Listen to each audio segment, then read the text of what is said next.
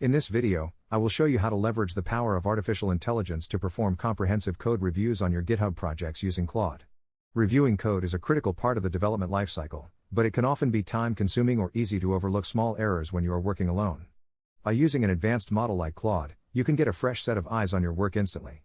To get started, you first need to navigate to your GitHub repository and identify the specific changes you want to examine. If you are working on a pull request, you can simply go to the Files Changed tab to see the diff. Copy the entire block of code or the specific differences that have been introduced in your latest commit.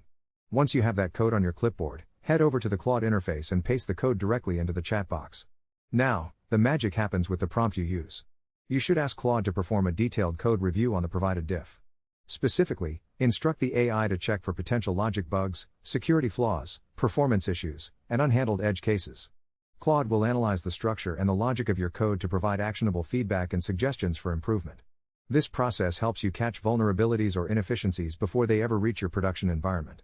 Using this method effectively turns Claude into a senior developer who is available 24/7 to help you sharpen your coding skills and deliver higher quality software.